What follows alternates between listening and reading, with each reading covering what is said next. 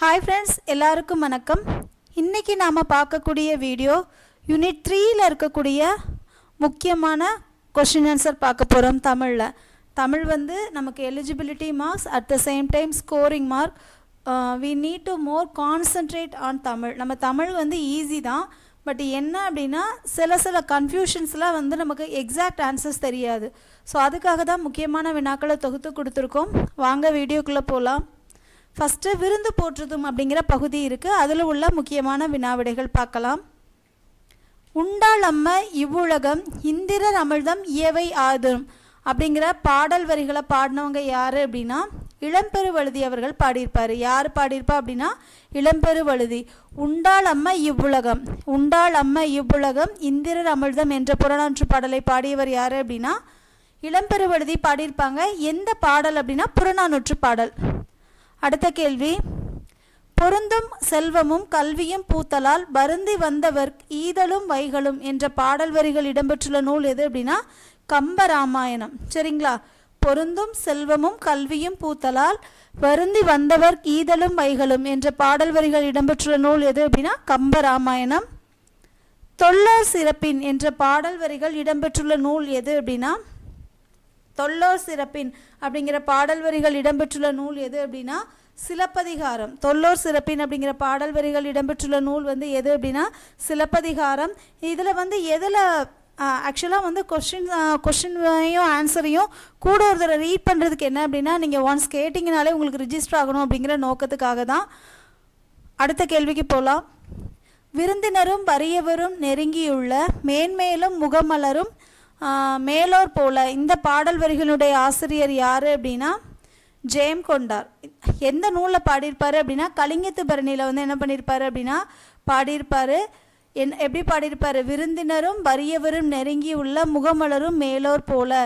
இந்த பாடல் வரிகளை பாடினவங்க யார் அப்படின்னா ஜெயம் கொண்டார். எதில் பாடியிருப்பார் அப்படின்னா கலிங்கத்து பரணியில் பாடியிருப்பார். சரிங்களா? அடுத்து, நடு இரவில் விருந்தினர் வந்தாலும் மகிழ்ந்து வரவேற்று உணவிடும் நல்லியல்பு குடும்ப தலைவிக்கு உண்டு என்று கூறும் நூல் எது? அதாவது நைட்டு வந்தால் கூட அவங்களுக்கு வந்து ஃபுட்டு கொடுக்குற பழக்கம் இருக்குது அப்படின்னு எது சொல்லுது அப்படின்னா நற்றிணை. சரியா? நற்றிணை. இது வந்த பாடல் வரிகள் எப்படி ஆரம்பிக்கும் அப்படின்னா அல்லில் ஆயினும் விருந்துவரின் உவக்கும் அப்படின்னு ஆரம்பிக்கும். அல்னா இரவு. சரிங்களா? அல்லில் ஆயினும் விருந்துவரின் உவக்கும் அப்படின்னு சொல்லியிருப்பாங்க. அது எந்த பாடல் அப்படின்னா நற்றிணை பாடல். சரியா? நடு இரவில் விருந்தினர் வந்தாலும் மகிழ்ந்து வரவேற்று உணவிடும் நல்லியல்பு குடும்ப தலைவிக்கு உண்டு அப்படின்னு சொல்லக்கூடிய நூல் வந்து நற்றிணை. அந்த பாடல் வரிகள் எப்படி ஆரம்பிக்கும் அப்படின்னா அல்லில் ஆயினும் விருந்துவரின் உவக்கும் அப்படின்னு ஆரம்பிக்கும். சரியா? வீட்டிற்கு வந்த சிவனடியாருக்கு விருந்தளிக்க அவரிடம் வந்த தானியம் ஏதும் இல்லாததால் அன்று விதைத்துவிட்டு வந்த நெல்லை அரித்து வந்து பின் சமைத்து விருந்து படைத்தார் என்பது எந்த நூலின் மூலம் அறியப்படுகிறது அப்படின்னா புறநானூற்று பாடலாக அறியப்படுது. அந்த பாடல் வரிகள் எப்படி இருக்கும் அப்படின்னா குறள் உணங்கு விதைத்தினை உரள்வாய் பெய்து சிறிது புறப்பட்டதன்றோ இழல் அப்படின்னு ஆரம்பிக்கும். எப்படி பாடல் வரி ஆரம்பிக்கும் அப்படின்னா குறள் உணங்கு விதைத்தினை தினை உரள்வாய் பெய்து சிறிது புறப்பட்டன்றோ இழல் அப்படின்னு ஆரம்பிக்கும். சரியா? அடுத்த கேள்விக்கு போயிடலாமா? இலையை மடிப்பதற்கு முந்தைய வினாடிக்கு முன்பாக மறுக்க பரிமாறப்பட்ட கூடுதல் இட்லியில் நீண்டு கொண்டிருக்கிறது பிரியங்களின் நீள் சரடு அப்படிங்கிற நூலை எழுதினவர் யார் அப்படின்னா அம்சப்பிரியா. இலையை மடிப்பதற்கு முந்தைய வினாடிக்கு முன்பாக மறுக்க பரிமாறப்பட்ட கூடுதல் இட்லியில் நீண்டு கொண்டிருக்கிறது பிரியங்களின் நீள் சரடு அப்படிங்கிற பாடல் வரிகளை கூறினவங்க யார் அப்படின்னா அம்சப்பிரியா அப்படிங்கிறவங்க. இட்டதோர் தாமரைப்பூ இதழ் விரித்தற் போல வட்டமாய் புறாக்கள் கூடி என்ற பாடல் வரிகளை பாடினவர் வந்து பாரதிதாசன். அதாவது பாரதியாருக்கும் பாரதிதாசனும் கன்ஃபியூஸ் பண்ணதான் செய்யும். ஆனால் நம்ம வந்து ஏதாவது ஒரு டிஃப்ரென்ஷியேட் பண்ணி ஞாபகம் வச்சுக்கலாம். இப்போ இதில் வந்து இட்டதோர் தாமரைப்பூ இதழ் விரித்திருத்தல் போல வட்டமாய் புறாக்கள் கூடி என்ற பாடல் வரிகள் இடம்பெற்றுள்ள நூல் எது அப்படின்னா பாடியவர் யார் அப்படின்னா பாரதிதாசன். பலர்புகு வாயில் அடைப்பு கடவு நீர் என்ற பாடல் வரிகள் இடம்பெற்றுள்ள நூல் எது அப்படின்னா குறுந்தொகை. அதாவது பலர்புகு வாயில் அடைப்பு கடவு நீர் என்ற பாடல் வரிகள் இடம்பெற்றுள்ள நூல் எது அப்படின்னா குறுந்தொகை. ஆக்சுவலாக என்ன அப்படின்னாப்பா கதவை அடைக்கும்போது நைட்டு கதவை அடைப்பாங்க இல்லையா, அந்த கதவை அடைக்கும்போது வெளியில் யாராவது சாப்பாடு கேட்டு இருக்காங்களா அப்படின்னு சொல்லி செக் பண்ணுவாங்களாம். சரியா? அப்படி செக் பண்ணி ஃபுட்டு விருந்தோம்பல் பண்பில் வந்து சிறந்து விளங்கியிருந்தாங்களா நம்மளுடைய முன்னோர்கள். அதாவது இல்லத்தில் பலரும் நுழையும் அளவிற்கு உள்ள பெரிய வாயிலை இரவில் மூடுவதற்கு முன்னர் உணவு வேண்டி உண்ணவர்கள் யாரேனும் உள்ளனரா அப்படின்னு ஒரு செக் பண்ணிக்குவாங்களாம். சரியா, அப்படிதான் இருக்கும் இந்த வரிகள். அதாவது பலர்புகு வாயில் அடைப்பு கடநீர் என்ற பாடல் வரிகள் இடம்பெற்றுள்ள நூல் எது அப்படின்னா குறுந்தொகை. மருந்தே ஆயினும் விருந்தோடு உண் அப்படின்னு சொன்னவங்க யாரு அப்படின்னா ஔவையார். மருந்தே ஆயினும் விருந்தோடு உண். அடுத்து காசி காண்டம். நன்மொழி அப்படிங்கிறது என்ன அப்படின்னா பண்பு தொகை. காசி நகரத்தினுடைய பெருமைகளை கூறும் நூல் எது அப்படின்னா காசி காண்டம். காசி நகரத்தினுடைய பெருமைகளை கூறும் நூல் எது அப்படின்னா காசி காண்டம். ஒப்புடன் முகம் மலர்ந்து உபசரித்து உண்மை பேசி உப்பில்லா கூலிட்டாலும் உண்பதே அமிர்தமாகும். அந்த பாடல் வரிகளாக அவ்வளோ அழகான பாடல் வரிகளாக இருக்கும். ஒப்புடன் முகமலர்ந்தே உபசரித்து உண்மை பேசி உப்பில்லா கூலிட்டாலும் உண்பதே அமிர்தம். அதாவது முகம் மலர நமக்கு ஒரு ஃபுட்டு கொடுக்குறாங்க, சிரிச்சுக்கிட்டே நல்ல கொடுத்தா அது கூழ் கூட நமக்கு அமிர்தமாகும் அப்படின்னு சொல்லியிருப்பாங்க. எதில் சொல்லியிருப்பாங்க அப்படின்னா விவேக சிந்தாமணி அப்படிங்கிற நூலில் சொல்லியிருப்பாங்க. விவேக சிந்தாமணி அப்படிங்கிற நூலில் வந்து சொல்லியிருப்பாங்க. முத்துக்குளிக்கும் கொற்கையின் அரசன் என்று பெயர் பெற்றவர் யார் அப்படின்னா அதிவீரராம பாண்டியன். இந்த அதிவீரராம பாண்டியனுக்கு இன்னொரு பேர் இருக்குது. அது என்ன அப்படின்னா சீவலமாறன். என்ன பேர்? சீவலமாறன். சீவலமாறன் அப்படின்னு ஒரு பேர் இருக்குது. யாருக்கு அப்படின்னா அதிவீரராம பாண்டியனுக்கு இருக்குது. இந்த சீவலமாறன் அதிவீரராம பாண்டியன் அப்படின்லாம் சொல்கிறோம். இவர் வந்து எதனுடைய அரசர் அப்படின்னா முத்து அதிகமாக கிடைக்கக்கூடிய கொற்கையினுடைய அரசர் தான் யார் அப்படின்னா இந்த அதிவீரராம பாண்டியன். முத்துக்குளிக்கும் கொற்கையின் அரசர் தான் யார்? அதிவீரராம பாண்டியன். மேம் அரசர்னு சொல்கிறீங்க, பிற எப்படி பாடல்கள்லாம் எழுதியிருப்பார் அப்படின்னா இவர் வந்து என்ன அப்படின்னா அரசர், அதே சமயத்தில் புலவராகவும் இருந்தவர். சரியா, இவருடைய நூல் வந்து என்னன்னு பார்த்தீங்கன்னா வெற்றி வேட்கை. அந்த வெற்றி வேட்கை தான் எப்படி சொல்லுவோம் அப்படின்னா நருந்தொகை அப்படின்னு சொல்லுவோம். அந்த நூலினுடைய பேர் என்ன அப்படின்னா வெற்றி வேட்கை. அந்த வெற்றி வேட்கையினுடைய நூலை தான் என்ன சொல்லுவோம் அப்படின்னா நருந்தொகை அப்படின்னு சொல்லுவோம். நிறைய இன்ஃபர்மேஷன் சொல்கிறேன்னு நினைக்காதீங்க, அடுத்தடுத்த கொஸ்டினில் இருக்குன்னு நினைக்கிறேன், பார்க்கலாம். முத்துக்குளிக்கும் கொற்கையினுடைய அரசர் யார் அப்படின்னா அதிவீரராம பாண்டியன். அந்த அதிவீரராம பாண்டியனுடைய இன்னொரு பேர் தான் என்ன அப்படின்னா சீவலமாறன். இவர் எழுதின நூல் பேர் தான் நமக்கு கொடுத்துருப்பாங்க, காசி காண்டம் அப்படின்னு கொடுத்துருப்பாங்க. இந்த காசி காண்டம் அவர் வந்து இன்னொரு முக்கியமான நூல் எழுதியிருப்பார், வெற்றி வேட்கை. இந்த வெற்றி வேட்கை எப்படி அழைக்கப்படும் அப்படின்னா நருந்தொகைன்னு அழைக்கப்படும். சரியா, வெற்றி வேட்கை எப்படி அழைக்கப்படும் அப்படின்னா நருந்தொகை அப்படின்னு அழைக்கப்படும். அடுத்த கேள்விக்கு போகலாமா? நீங்கள் ஒரு தடவை படிச்சுட்டு இந்த வீடியோ கேட்டிங்க அப்படின்னா உங்களுக்கு யூஸ்ஃபுல்லாக இருக்கும். நருந்தொகை என்று அழைக்கப்படும் நூல் எது? இப்போ தானே சொன்னேன், வெற்றி வேட்கை. அதிவீரராம பாண்டியன் எழுதிய நூல்களில் தவறானது எது அப்படின்னா 18 தவறு. அதாவது என்ன வரிசையில் இருக்கும் அப்படின்னா நைடதம், லிங்க புராணம், வாயு சம்ஹிதை, திருக்கருவை அந்தாதி, கூர்ம புராணம். திருக்கருவை அந்தாதி இருக்கும், லிங்க புராணம் இருக்கும், நைடதம் இருக்கும், அது போக இன்னொரு நூல் இருக்கும். அது என்ன அப்படின்னா வாயு சம்ஹிதை அப்படிங்கிற நூல் இருக்கும். வாயு சம்ஹிதை அப்படிங்கிற நூல் இருக்கும். அடுத்து கூர்ம புராணம். ஓகே, அந்த நூல்கள்லாம் வந்து இவர் எழுதியிருப்பார். அதிவீரராம பாண்டியன் வெற்றி வேட்கை அப்படின்னு முக்கியமான நூல். அந்த வெற்றி வேட்கையினுடைய இன்னொரு பேர் தான் நருந்தொகை. இந்த காசி காண்டம்ங்கிற நூலை எழுதினவர் யார் அப்படின்னா அதிவீரராம பாண்டியன் தான். திருக்கருவை அந்தாதி, லிங்க புராணம், நைடதம், வாயு சம்ஹிதை, கூர்ம புராணம், இந்த நூல்கள்லாம் யார் எழுதியிருப்பாப்பா? அதிவீரராம பாண்டியன் எழுதியிருப்பாங்க. மலைப்படுகடாம் எவ்வாறு அழைக்கப்படுகிறது அப்படின்னா கூத்தராற்றுப்படை என்று அழைக்கப்படுகிறது. 10 பாட்டு நூல்களில் ஒன்றான மலைப்படுகடாம் எத்தனை அடிகளை உடையது? இந்த மலைப்படுகடாம்னா என்ன அப்படின்னாப்பா மலையை வந்து என்ன பண்ணுவாங்க அப்படின்னா யானையாக உருவகம் செஞ்சு பாடுறதுக்கு பேர் தான் இந்த மலைப்படுகடாம். இந்த மலைப்படுகடாமில் உள்ள அடிகள் எத்தனை அப்படின்னா 583. இதில் ஏற்கனவே நம்ம நேற்று ஒன்று படிச்சிருப்போம், 10 பாட்டில் குறைந்த அடிகளை கொண்ட நூல் வந்து முல்லைப்பாட்டு 103 அடிகளை உடையதுன்னு. அது மாதிரி அதிக அடிகளை கொண்ட நூல் 782, அது வந்து மதுரை காஞ்சி. சரியா, இப்போ இந்த கேள்வியில் என்ன தெரிஞ்சுக்கணும்னா 10 பாட்டு நூல்களில் ஒன்றான மலைப்படுகடாம் 583 அடிகளை உடையது.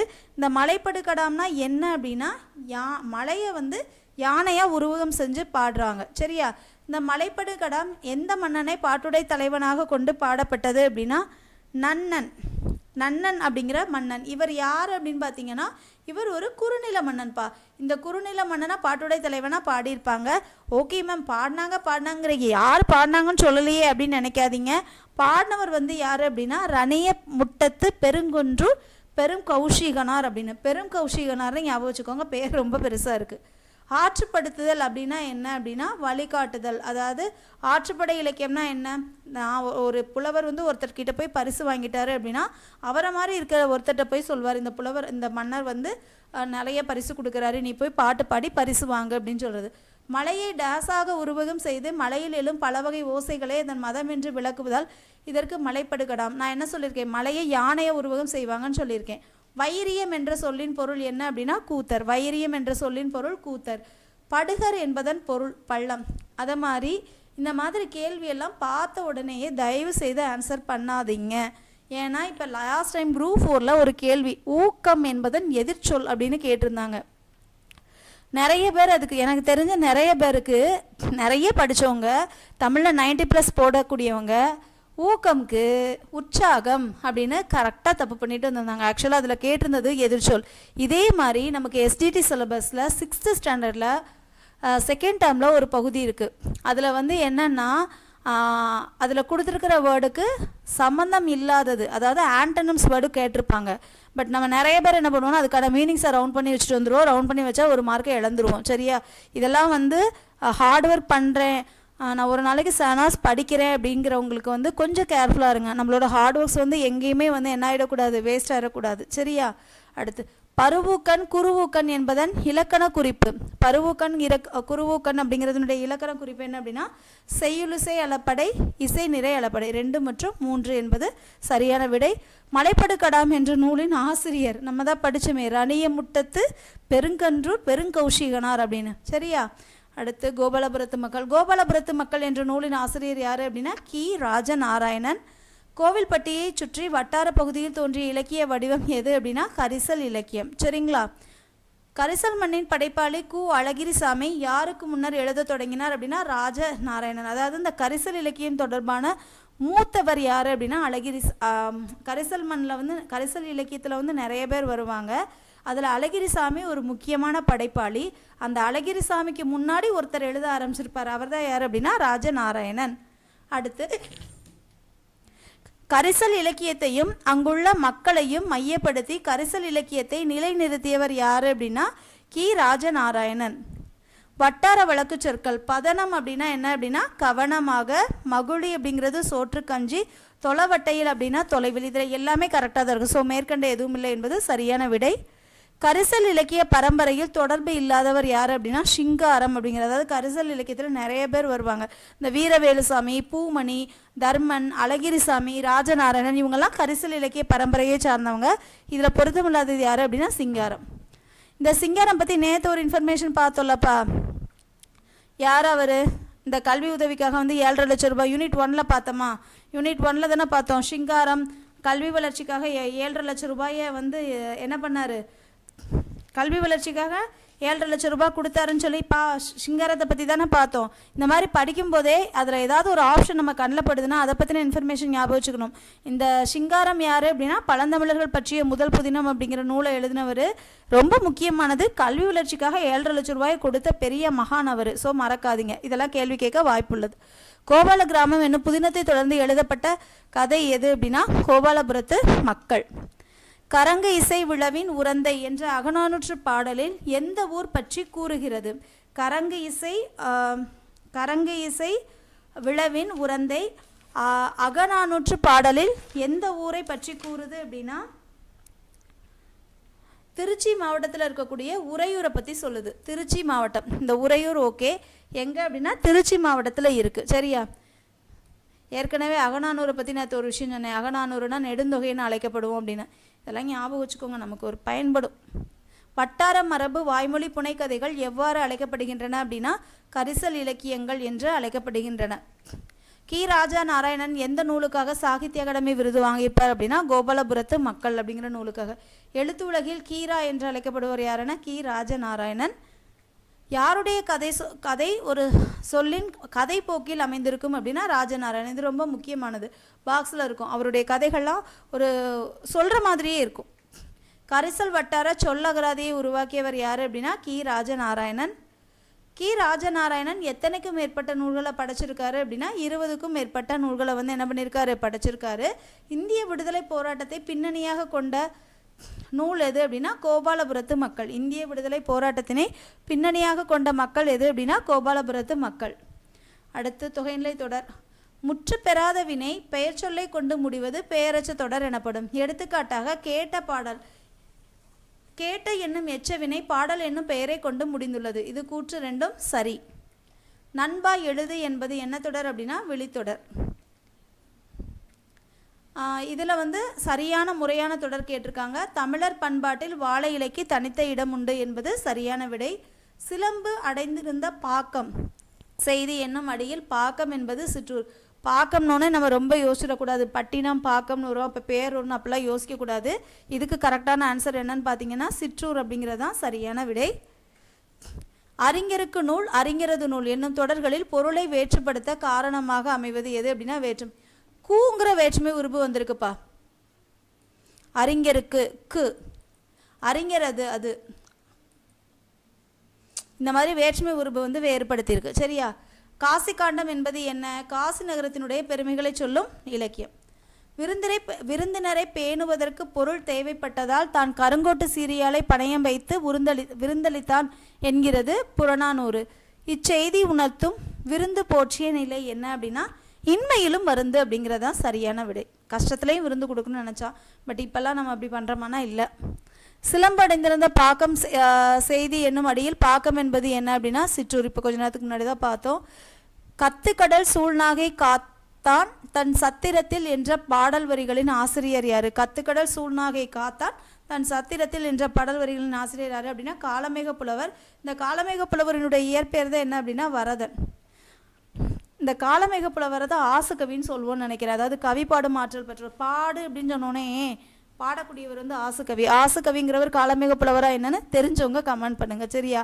ஆக்சுவலாக வந்து நான் இங்கிலீஷ் மேஜர், எனக்கு ஓரளவு தான் தெரியும். ஸோ அதனால சொல்கிறேன். கத்துக்கடல் சூழ்நாகை காத்தான் தன் சாத்திரத்தில் என்ற பாடல் வரிகளின் ஆசிரியர் யார் அப்படின்னா காலமேக புலவர். காலமேக புலவனுடைய இயற்பெயர் வந்து வரதன். சரியா? திருக்குறள் தெளிவுரை என்ற நூலின் ஆசிரியர் யார் அப்படின்னா வ.உ.சி. அடுத்து செவ்விலக்கியம். செவ்விலக்கியம் அப்படிங்கிறது, இதை நம்ம கீழே ஆப்ஷன் போகிறதுக்கு முன்னாடி நம்மளே குறிச்சிருவோம். சரிங்களா? செவ்விலக்கியம் அப்படிங்கிறது என்ன அப்படின்னு சொல்லுவோம்னா கிளாசிக்கல் லிட்ரேச்சர் அப்படின்னு சொல்லுவோமா. காப்பி இலக்கியம் அப்படிங்கிறது செவ்விலக்கியம்ங்கிறது என்ன சொல்லுவோம் அப்படின்னா கிளாசிக்கல் லிட்ரேச்சர். சரியா? காப்பி இலக்கியம் அப்படிங்கிறது எபிக் லிட்ரேச்சர். பக்தி இலக்கியம்ங்கிறது டிவோஷனல் லிட்ரேச்சர். பண்டைய இலக்கியம்ங்கிறது ஏன்ஷியன்ட் லிட்ரேச்சர். வட்டார இலக்கியம்ங்கிறது ரீஜனல் லிட்ரேச்சர். நாட்டுப்புற இலக்கியம்ங்கிறது ரீஜனல் லிட்ரேச்சர். நவீன இலக்கியம்ங்கிறது மாடர்ன் லிட்ரேச்சர். ஓகேயா? அப்போ ஆப்ஷன் என்னவா இருக்கும்னா சி என்பது சரியான விடை. ஆறாம் திணை என்ற நூலினுடைய ஆசிரியர் யார் அப்படின்னா மருத்துவர் கு. சிவராமன். இவர் வந்து இப்போ ஃபேமஸாக யூடியூப்லலாம் வீடியோ போட்டுட்ருக்காரு இல்லையா, நம்ம என்ன பண்ணணும், எந்த மாதிரி ஃபுட்ஸ் எல்லாம் சாப்பிட்ணும் அப்படின்னு. கிளாசிக்கல் லிட்ரேச்சர் அப்படின்னா என்ன? கிளாசிக்கல் லிட்ரேச்சர் அப்படின்னா செவ்விலக்கியம். இந்த கொஸ்டின்ஸ் எல்லாம் நம்ம பார்த்துட்டோம். ஓகேயா? ஓகேப்பா, யூனிட் 3 சக்ஸஸ்ஃபுல்லி கம்ப்ளீட்டட். இந்த வீடியோ உங்களுக்கு யூஸ்ஃபுல்லாக இருக்கும் அப்படின்னு நினைக்கிறேன். மேக்ஸிமம் எக்ஸ்ட்ரா இன்ஃபர்மேஷன் என்னென்ன சொல்ல முடியுமோ எல்லாமே சொல்லியிருக்கேன். உங்களுக்கு யூஸ்ஃபுல்லாக இருக்கும் அப்படின்னு நினைக்கிறேன். Please give likes. நீங்கள் கொடுக்குற லைக் அடுத்தடுத்து வீடியோஸ் போடுறதுக்கு ஒரு மோட்டிவேஷனாக இருக்கும். உங்களோட ஃப்ரெண்ட்ஸ் அண்ட் ஃபேமிலிஸ் யாராவது படிக்கிறாங்கன்னா கண்டிப்பாக ஷேர் பண்ணுங்கள். இந்த வீடியோ உபயோகமாக இருக்கட்டும். அடுத்து ஒரு நல்ல கண்டென்ட் வீடியோவில் சந்திக்கலாம். Thank you friends.